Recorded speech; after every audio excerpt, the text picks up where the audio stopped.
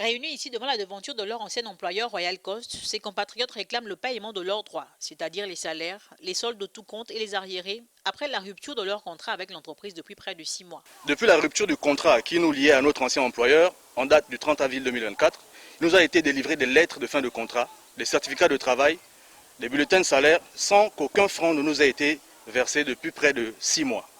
Nous avons nos certificats de travail, nous avons les bulletins de salaire, nous avons les lettres de non-renouvellement de contrat qui datent du 30 avril, donc début mai, qui jusqu'à présent n'ont toujours pas été reversés à nombreux d'entre nous.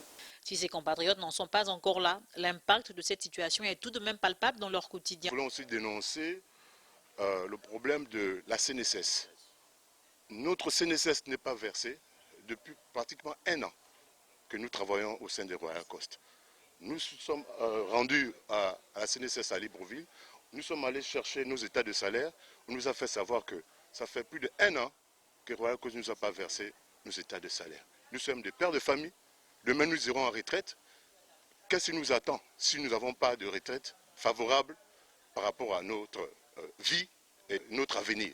Les démarches entreprises auprès des autorités compétentes n'ont malheureusement pas fait bouger les choses. Nombreux d'entre nous, comptant sur cet argent, ont du mal à scolariser leurs enfants, payer leur loyer, après près de 6 mois, sans que notre ancien employeur ne se sente préoccupé par cette situation, prétextant que les dernières factures payées par le client pour lequel nous travaillons sur les sites pétroliers ont servi à d'autres fins.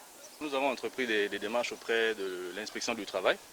Donc il y avait déjà une équipe qui avait entrepris cette démarche-là avant que le dernier contrat ne soit rompu avec le client pour lequel nous travaillons. Il y a eu un protocole d'accord qui a été signé avec les éléments qui étaient là présents entre l'employeur, les employés et l'inspecteur du travail qui a découlé sur, on va dire quoi, c'est ça, coucher d'une souris. Il n'y a pratiquement rien eu de positif jusqu'à présent. Exaspérés, ces Gabonais réclament sans délai le paiement en intégralité de leur salaire, de leur solde de tout compte et du préjudice causé pour les 5 mois d'attente, outre les reliquats.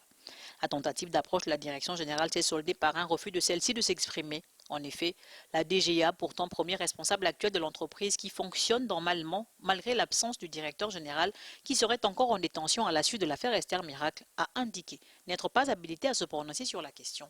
Affaire à suivre.